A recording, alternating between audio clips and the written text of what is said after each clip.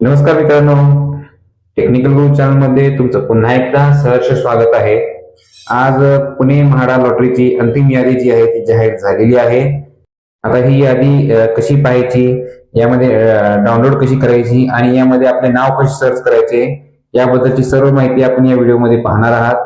तसेच कोण या लॉटरीमध्ये लकी ड्रॉच्या आधीच विजेते ठरलेले आहेत याची संपूर्ण माहिती आपण देणार आहोत. तर व्हिडिओला एंड पर्यंत जरूर पहा आणि अजून आपल्या चॅनलला सबस्क्राईब केले नसेल तर प्लीज सबस्क्राईब करा आणि बेल आयकॉन बटन प्रेस करायला विसरू नका, जेणेकरून तुम्हाला सर्व अपडेट्स मिळत राहतील.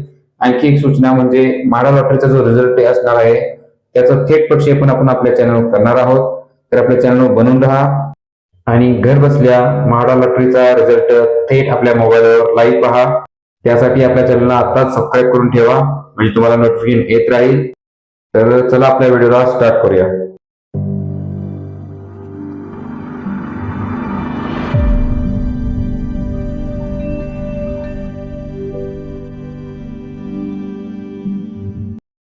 तर मित्रांनो, आता जी आपली म्हाडाची फायनल लिस्ट जी अंतिम यादी जाहीर झालेली आहे ती वेबसाईटवर कशी पाहायची किंवा डाउनलोड करायची हे आता आपण पाहूया.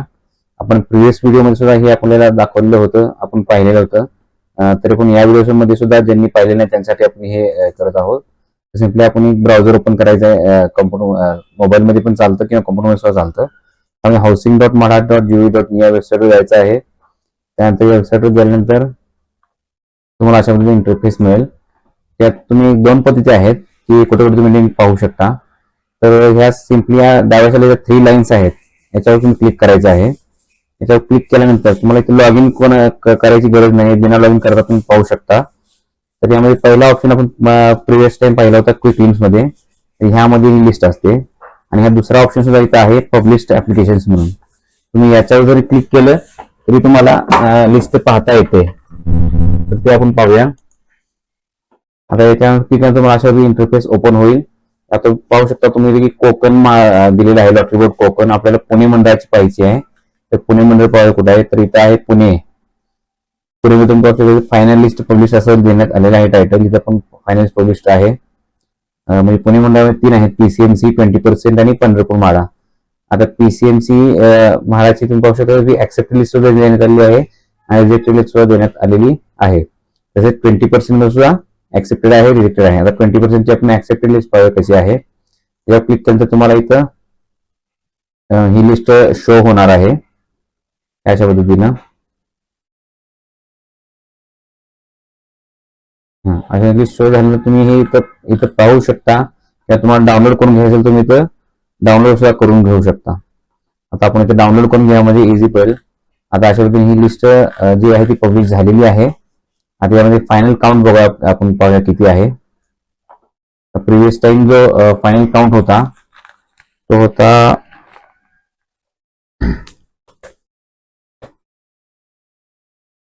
70,170 एवढा काउंट होता प्रिव्हियस टाइम.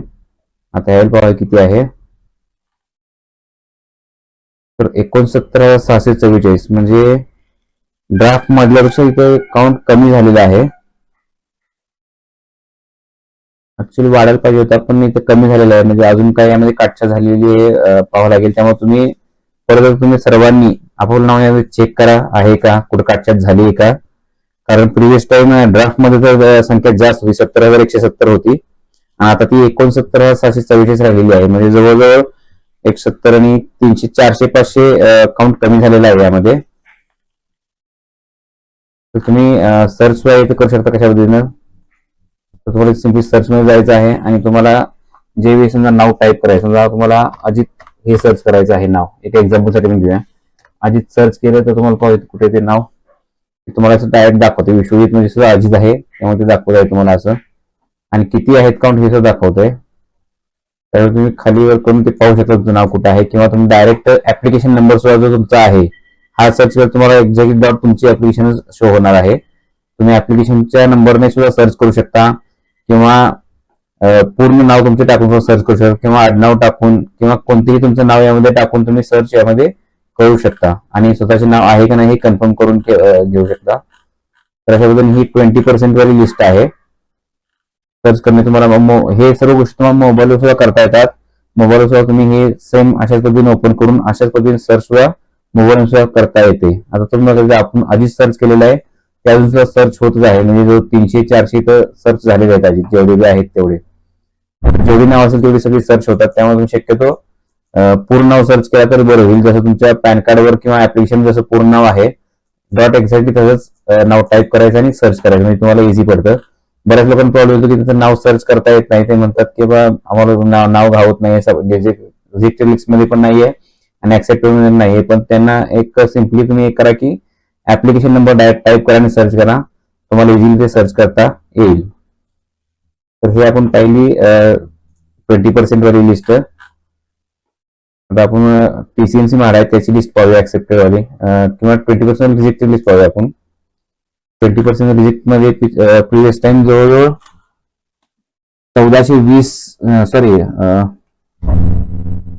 रिजेक्टेड मध्ये 957 नाव होती रिजेक्टेड लिस्ट मध्ये. यावेळी बघू किती आहेत.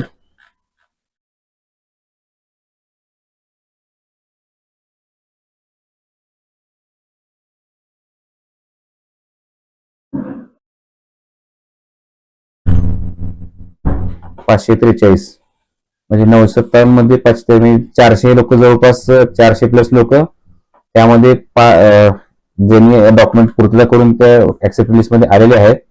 पण तरी सुद्धा एक थोडासा हे वाटतोय की प्रिव्हियस टाइम मध्ये जास्त होते ऍक्सेप्टेड लिस्ट मध्ये, यावेळी कमी झालेली आहे. आणि ऍक्सेप्ट जी रिजेक्ट लिस्ट ती सुद्धा कमी झालेली आहे.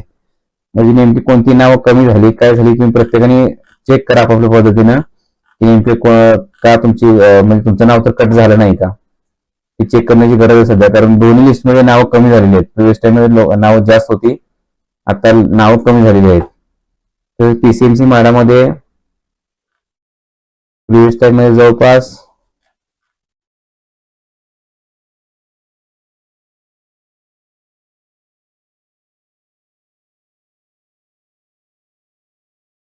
1420 नावं होती, त्यामध्ये ऍड झालेत एक 8 नावं यामध्ये वाढलेली आहेत पीसीएमसी म्हाडाच्या लिस्टमध्ये.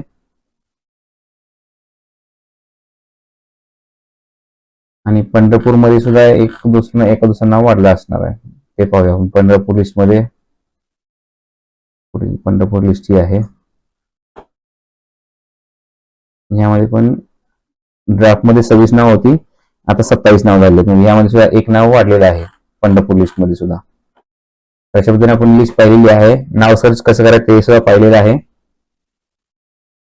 यानंतर आपण या लॉटरीमध्ये जे भाग्यवान अर्जदार आहेत की जे काही लॉटरी लागण्याआधीच विजेते ठरलेले आहेत यांची सर्व नावे पाहणार आहोत. यामध्ये आपण प्रामुख्याने मेन जे प्रोजेक्ट्स आहेत त्यांचीच फक्त विजेते घेतलेले आहेत. अजून काही प्रोजेक्ट असतील ज्यामध्ये खूप विजेते आहेत, तर आपण यामध्ये फक्त मेन आहेत तेच फक्त कव्हर करणार आहोत. आणि जे जास्तीत जास्त मोस्ट विनर झालेले आहेत तेच आपण या व्हिडिओमध्ये कव्हर करणार आहोत. तर सर्वप्रथम आपण पाहूया की कासा इम्पेरिया या साईटमध्ये जे आहे की जे लॉटरी आधीच विजेते ठरलेले आहेत, यामध्ये 2 अर्जदार असे आहेत की लॉटरी आधी विजेते ठरलेले आहेत, जे की जर्नलिस्ट कॅटेगरीमध्ये आहेत आणि म्हाडा एम्प्लॉई म्हणून आहेत. दोघांची नावे तुम्ही स्क्रीनवर पाहू शकता. सोन्या बापू पंढारे आणि मोनिका भुयार या 2 आहेत ती कासा इम्पेरियाची विजेते ठरलेली आहेत लॉटरीच्या आधीच. त्यानंतर जी आपण पुढची साईट पाहणार आहोत ती म्हणजे नॅती एमेराल्ड बानेरमध्ये आहे ही साईट. स्कीम कोड आहे 816 आणि यामध्ये सर्व 1 BHK देण्यात आलेले होते. यामध्ये सुद्धा जर्नलिस्ट कॅटेगरीमध्ये सुद्धा 2 विजेते ठरलेले आहेत. 2च अर्ज त्या ठिकाणी आलेले होते, तुम्ही नावे स्क्रीनवर पाहू शकता. आणि म्हाडा एम्प्लॉई सुद्धा यामध्ये 3 विजेते ठरलेले आहेत. अगेन मोनिका भुयार हे नाव रिपीट झालेलं आहे. म्हाडा एम्प्लॉईसाठी ज्या जागा ठेवण्यात आलेल्या आहेत त्यामध्ये मोस्ट खूप कमी अर्ज आलेले आहेत.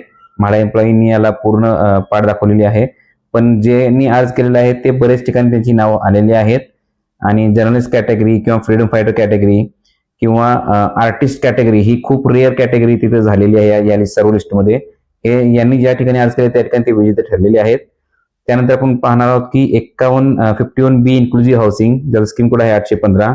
यामध्ये तुम्ही पाहू शकता की सेंट्रल गव्हर्नमेंट आणि डेनोटाईट ट्राईब्स आणि डिफेन्स फॅमिली यामध्ये 3-4 विजेते ठरलेले आहेत. हे तुम्ही स्क्रीनवर नाव पाहू शकता.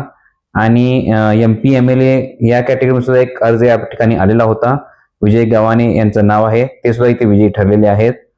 त्यानंतर आपण पाहू शकतो की 842 स्कीम म्हणजे 38K इन्क्लुझिव्ह हाऊसिंग या स्कीम मध्ये फ्रीडम फायटर, आर्टिस्ट आणि म्हाडा एम्प्लॉई या 3 कॅटेगरीमध्ये विजयी ठरलेले लोक आहेत.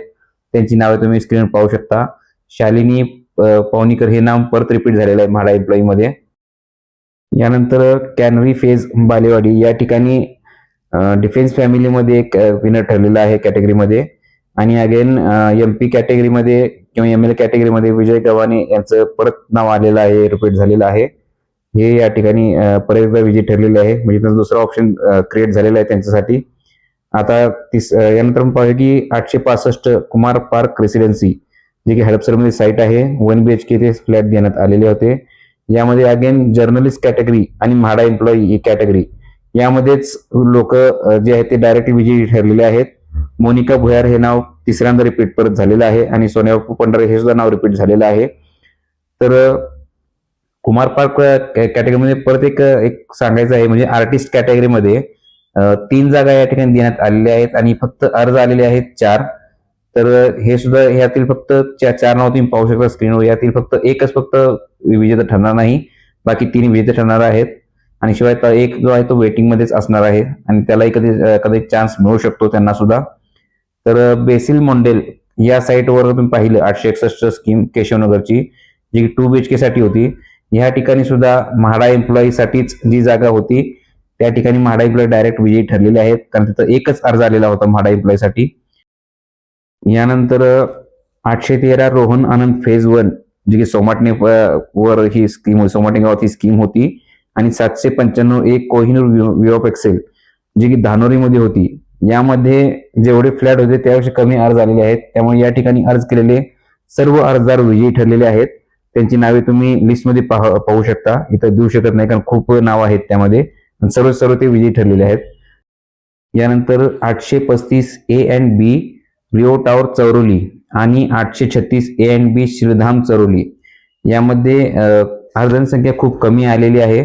म्हणजे रिओ टावर मध्ये टोटल 270 फ्लॅट्स होते, त्यामध्ये फक्त 278 अर्ज आलेले आहेत.